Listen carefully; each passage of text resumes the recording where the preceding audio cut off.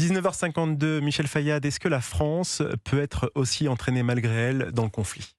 Oui, c'est ce qu'on disait, c'est-à-dire que sans le vouloir, parce qu'elle n'a jamais souhaité faire partie de cette guerre, elle peut y être entraînée du fait de cet accord qui la lie avec les Émirats arabes unis, mais même avec le Qatar.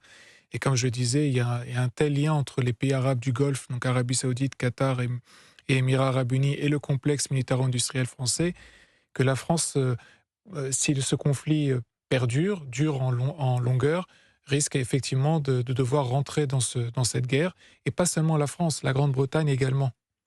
On a les frappes israéliennes sur Téhéran qui vont s'intensifier dans les prochains jours qui viennent. Déclaration du Premier ministre israélien Benjamin Netanyahou. Ça vous inspire quoi? Encore plus de crainte que ce qu'on a pu voir ce week-end? Plus de danger pour nos ressortissants, nos expatriés qui sont présents dans cette région du monde? Sarah Salam. Vous parlez pour les Français qui sont présents en Israël? Bien Ah sûr. bah oui, la priorité quand on est, enfin pour certains, c'est de rentrer en France et c'est pas facile parfois de trouver un avion. Moi, j'étais en Israël il y a un an quand il y avait, il y a peut-être 2 ans maintenant, j'ai même plus la notion du temps.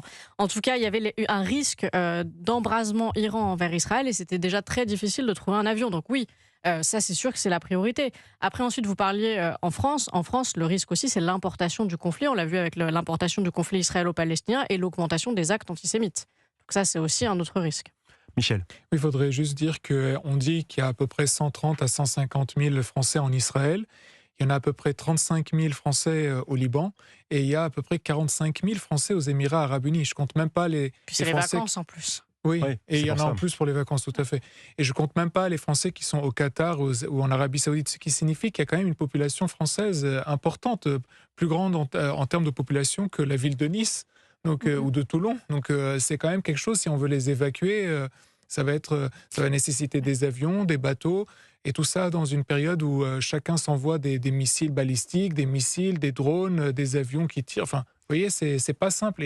Et ce qu'on peut regretter de la position française, c'est de ne pas avoir peut-être prévu, planifié au préalable, parce que, vous savez, ça se sentait que la guerre elle allait arriver. Alors, est-ce Puisque, que c'est une excuse de la part d'Emmanuel Macron de dire qu'on n'a pas été prévenu? Est-ce que mais ça, sans ça, ça être donne le prévenu. quitus de tout? Mais sans être prévenu, comme je vous le disais, il suffisait de lire et d'écouter ce qui était en train d'être dit, c'est-à-dire que Donald Trump, d'un côté, demandait le démantèlement complet du programme nucléaire iranien, le démantèlement complet du programme balistique iranien, l'arrêt complet du soutien iranien aux proxys Hezbollah, Hachecharbi, etc.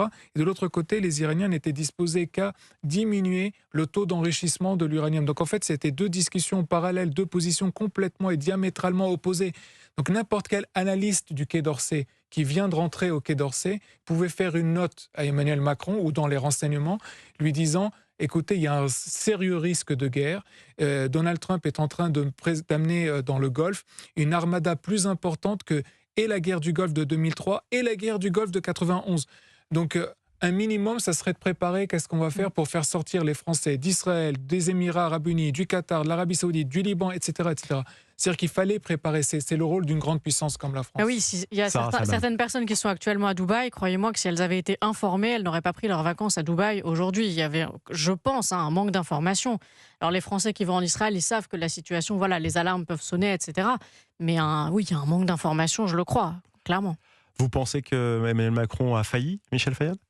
Je pense qu'il a failli, et s'il n'est pas le seul, il est peut-être pas le seul à avoir failli, parce que je ne sais pas si on l'a informé et il a failli, ou bien on l'a pas informé, et là du coup ça ne serait pas que sa responsabilité, mais la responsabilité aussi en C'est dessous. inquiétant quand même ce que On vous sait dites, pas. parce que s'il n'est pas informé de savoir qu'on a un Moi, je ne sais président de la pas s'il a République, failli ou pas. Honnêtement, je pense que c'est une responsabilité qui est plus globale. Mais moi, je regarde le résultat. Le résultat, c'est qu'on a des Français qui sont bloqués dans les Émirats. On a des Français qui sont bloqués dans plusieurs endroits et qui sont en situation de panique, pour certains.